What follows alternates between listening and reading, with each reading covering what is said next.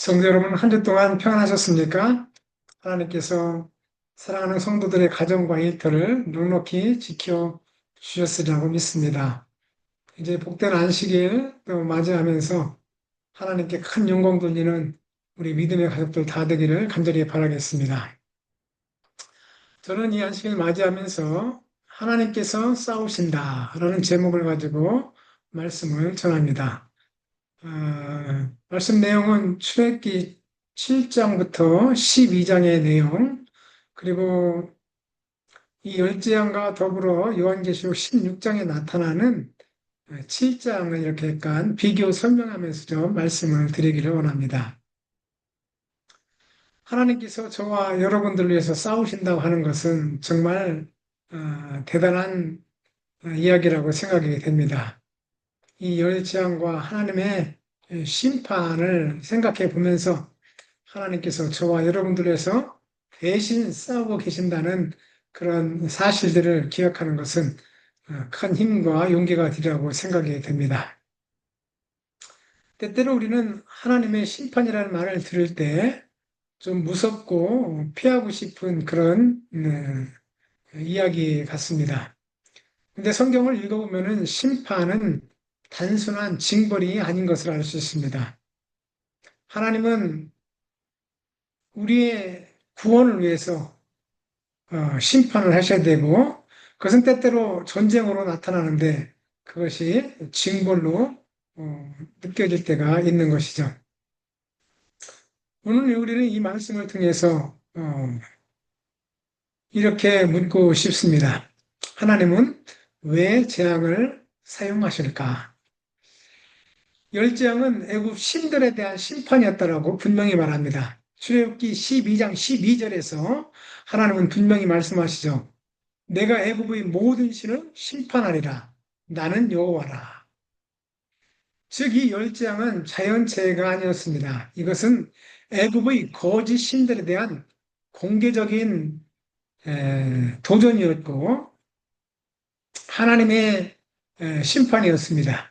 나일강이 피로 변하고 또 개구리 재앙이 있고 또 흑암으로 덮이고 또 결국은 자기 자신을 신으로 높였던 이 파라오가 얼마나 무력한지를 드러냈습니다. 화이트베이는 하나님은 애굽의 재앙을 통해 백성들에게 우상의 허망함을 보이셨다라고 이야기하고 있습니다. 자, 그렇다면 오늘 내 삶에 자리한 허망한 애굽의 신들은 무엇이 있을까요? 열재앙은 하나님의 백성을 위한 싸움이었다고 말씀드렸습니다. 여러분, 열재앙은 단지 애굽을 징벌하는 것이 아니었습니다. 하나님은 사랑하는 자녀들을 구원하시기 위해서 싸우신 것이죠. 출애굽기 8장 1절로 반복되어 나오는 말씀이 내 백성을 보내라 그들이 나를 섬길 것이니라라는 말씀이었습니다. 하나님은 이스라엘을 위해 대신 싸우셨습니다. 구주와 선지자에서 화이트보이는 하나님은 당신의 백성을 구원하시기 위해서 전능하신 손을 펼치셨다라고 말씀하고 있습니다. 나는 하나님이 지금도 내 인생에서 나를 위해서 싸우시다는 사실을 믿고 있습니까? 마지막 7장과 10장의 구주적 유사성을 우리는 살펴볼 수 있는데요. 계시록 16장에 등장하는 7장은 출애굽기 10장과 놀라울 만큼 닮아 있습니다. 출애굽기 10장, 요한계시록 7장을 비교해 보면은 같은 부분이 많이 있는 것이죠. 나일강이 피로 변하는 것. 그러나 또 계시록에 나와 있는 것은 물이 피로 변하는 것. 흑암, 또 종기, 악한 자들에게 일어나는 종기, 우박, 큰 우박 재앙, 또 죽음의 재앙, 큰 지진과 심판.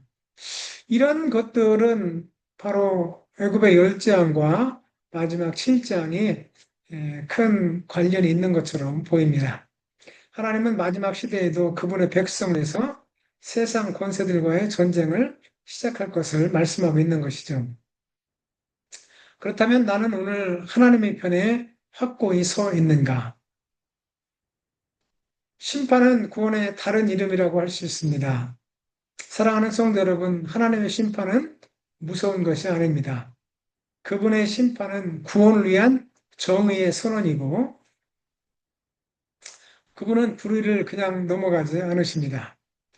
화이트님께서는 하나님의 심판은 그분의 사랑과 공의가 모두 드러나는 순간이라고 말씀하고 있습니다. 나는 하나님의 심판을 두려움으로 받아들이는가, 아니면 기다림으로 받아들이는가. 하나님께서는 지금도 저와 여러분을 위해서 싸우십니다. 저와 여러분의 가정과 교회를 위해서 그분은 싸우고 계시는 것이죠. 하나님께서는 지금도 저와 여러분을 위해서 싸우시는 그런 싸움의 방식을 재앙의 형식으로 나타내 보이신 것입니다. 그러므로 저와 여러분은 이렇게 결단하십시다. 하나님, 나는 더 이상 나의 힘으로 싸우지 않겠습니다. 주님의 전쟁에 주님의 방식으로 주님의 편에 서도록 하겠습니다. 그러면서 우리는 몇 가지 생각해 볼 것이 있습니다. 내 안에 아직 무너지지 않은 애굽의 신들은 무엇이 있을까? 내가 경험한 하나님의 대신 싸우심의 순간이 있다면 마지막 7장에 대한 두려움보다 소망이 되려면 어떤 태도를 취해야 될까? 오늘 내가 실천할 수 있는 작은 결단은 무엇일까? 이런 것들을 한번 생각해 보는 것입니다.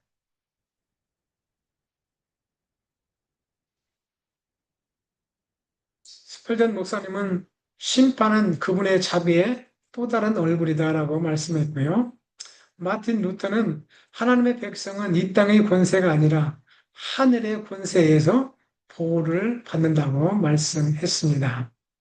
사랑하는 성도 여러분, 과거에도 그랬지만 이제 이 모든 것이 맞춰지는 이 끝의 시에도 하나님께서는 저와 여러분들을 부르셨고 저와 여러분들에서 싸우고 계시고 승리하고 계십니다. 지난 한 주 동안도 저와 여러분들에서 싸우셨고 승리하신 것을 인해서 감사를 드립니다. 이 안식일 하나님의 충만한 은혜와 사랑을 마음껏 감사하는 저 여러분 모두가 되기를 간절히 바라겠습니다. 기도하겠습니다.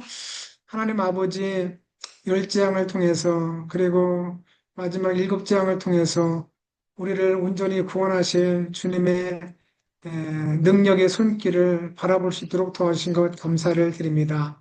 오늘 우리의 삶 속에서 함께 해주셔서 악한 모든 것들, 우상들 다 없이 해주시고 오직 그리스도 예수님을 높일 수 있는 그런 삶을 살아갈 수 있도록 우리 모든 성도들 축복해 주시옵소서. 이 안식일의 놀라운 축복을 통해서 하나님의 담없는 사랑과 돌보심과 또 우리를 위해서 싸우시는 크신 능력을 바라볼 수 있도록 우리 모두를 축복해 주시옵소서. 사랑과 은혜가 충만하신 예수님의 이름으로 감사하며 간절히 기도를 드렸습니다. 아멘.